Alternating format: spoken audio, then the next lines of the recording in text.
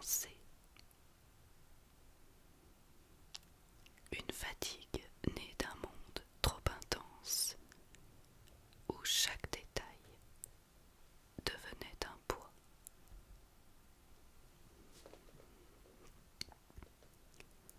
Et chaque sourire ou regard, un trésor à chérir, mais à porter. Pourtant, il continuait. Il continuait à marcher parmi les fleurs, à toucher doucement leurs pétales, à écouter le chant du lac qui dormait non loin. Chaque geste était un effort, mais aussi une déclaration silencieuse. Je suis ici, je ressens, je vis.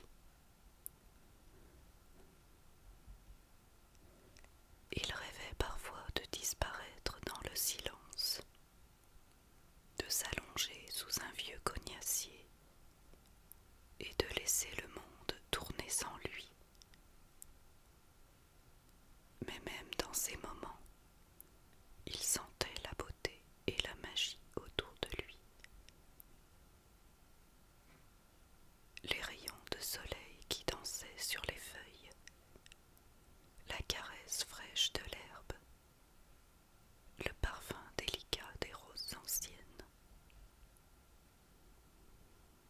Alors il apprenait à accepter son hypersensibilité, à reconnaître que sa sensibilité n'était pas une faiblesse, mais une capacité rare de voir et de ressentir le monde profondément. Et chaque soir, lorsqu'il s'endormait, il déposait doucement son fardeau,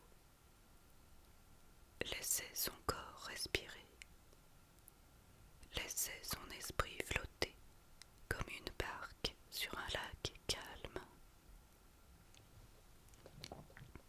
Et même si la fatigue restait, et même si le monde semblait parfois trop fort, il continuait son chemin,